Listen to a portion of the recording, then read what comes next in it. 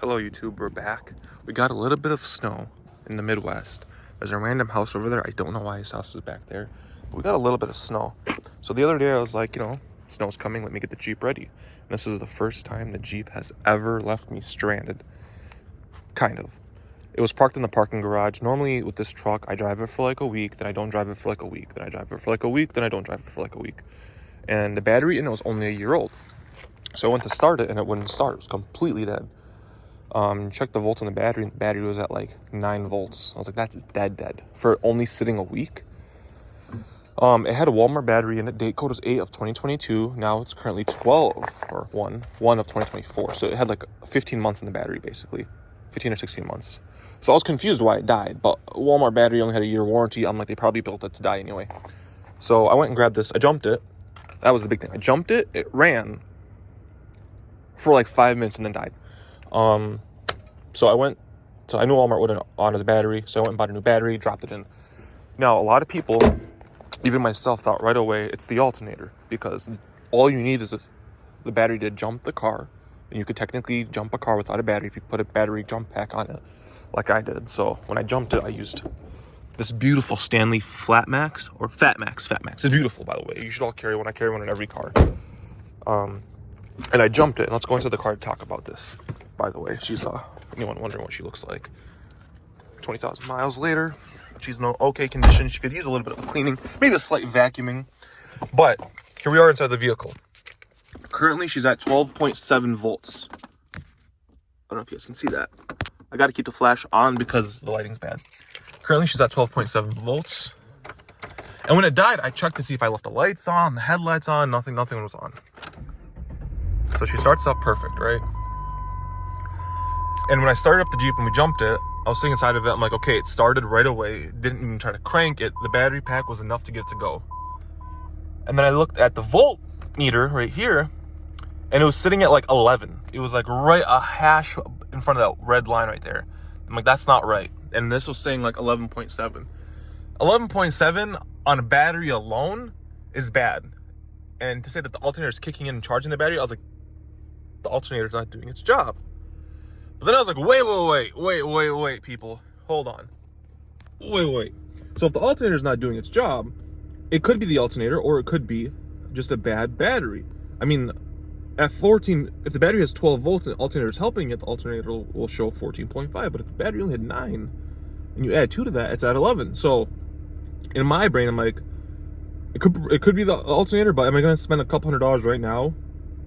I'm not going to replace it myself. It's too cold. I don't have the tools.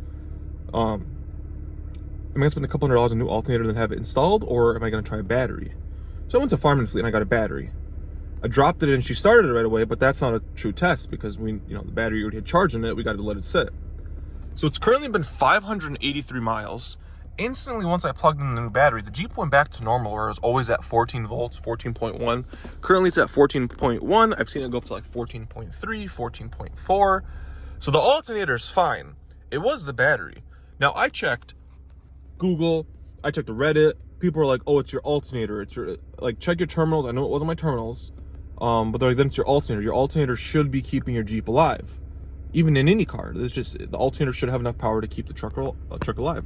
I understand that, but for like some vehicles, if the battery's just toast, even if you have a good alternator, it's just not going to be enough. Maybe the computers don't like that there's not enough power in the battery.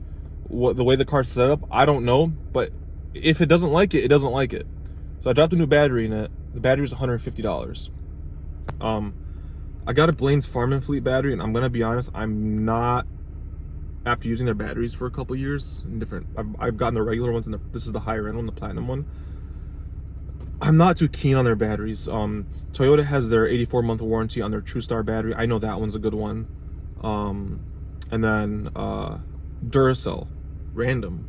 We know Duracell makes batteries, but one time at Sam's Club, I found a Duracell battery for my Altima. That battery, I put 125,000 miles on that battery, and it finally cooked itself. And that was 5 years, 125,000 miles. A lot of turn on, turn off, stop and go. So I was happy because 5 years is 5 years, 7 years is 7 years, but you're also putting a lot of miles on the battery. But This car currently is sitting, it says it's sitting at 202 because if you guys remember, I replaced the odometer or the whole gauge cluster to get this nicer, like, whole lit one. But the truck currently has 226,000 miles on it. And for 226,000 miles, the only thing wrong with it right now is, you guys can see there's no lights on the dash except for the seatbelt light, is the window regulator, and this exploded. Half of me wants to replace it, half of me doesn't want to replace it because it's cold and it's a pain to get to. But if I do replace it, I'm gonna end up replacing all the door speakers, so I can get better sound. And I start digging myself in a hole. I've tried to make this truck as cheap as possible to run. Currently, between like the purchase price and a $700 set of tires and like tie rods and everything, we're in at like $2,500. I've put about 20,000 miles on it. I've had it for 2.5 years. We're entering our 3rd winter with it, which I'm excited for. We're supposed to get 3 snowstorms in the next couple days in succession. So it's gonna be like 8 to 10 inches, 8 to 10 inches, and then 8 to 10 inches. So we're gonna get destroyed. So I can't wait for that. But otherwise, I mean, she's kind of dirty because I used her as a work truck. No big deal. Got some tape right there, some coolant, just in case. I usually keep it in the trunk, but I was moving stuff around. The trunk is empty though, so I put them back here so they won't like fall over too much. Toolbox, just necessities. Again, I had a box back there, but I had some cleaning solution. I had some interior detailer, and it cracked and leaked all over the box and soaked the box, and the box started ripping. So I tossed the box out and just took everything out and threw it in the back. Otherwise, those back seats are normally clean. She's been fine. This head unit is amazing. The signal's not the best back here, but come on. Oh, it's because I'm recording. Okay. This head unit's great though.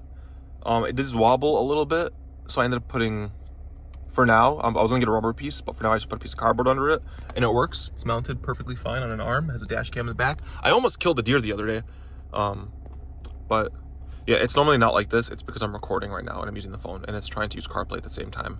So don't worry about that. Heat works, AC works, everything works, 4-wheel drive works, no death wobble, drive straight, point straight. I can go wherever I want with this thing. I've driven it in ditches back there, just because I can. But yeah, just a little update on the Jeep, guys. This is the second time I've ever been left stranded in a vehicle. The first time was when the Altima's battery died, and I wasn't expecting it, and I had the jumper pack in my other car. So I called for a jump, and 45 minutes later I got my jump, and I went and bought a battery right away. But yeah, you guys should all buy yourselves a cheap Jeep. This thing's been great so far. It's rusty. I mean, the fenders you guys saw are rusty. The door rockers, hold on. The door rockers are rusty, but she sounds good.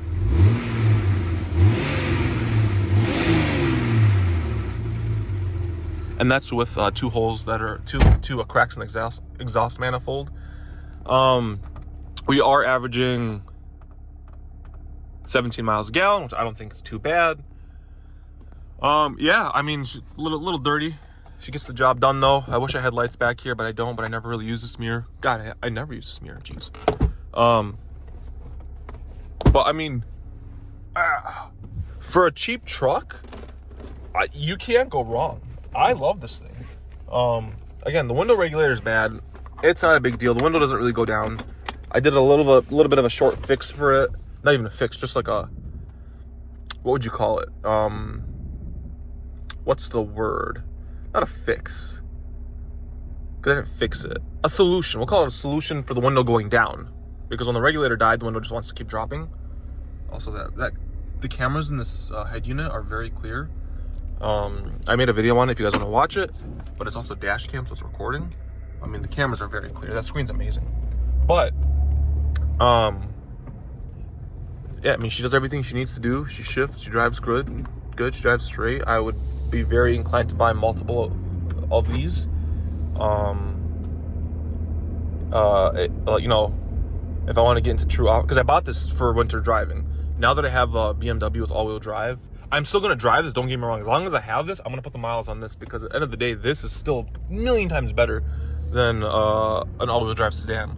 But if this were to die right now, I don't think I'd buy another one. But if I decide to get into more off-roading thingies, then I'd be very inclined to buy another one of these.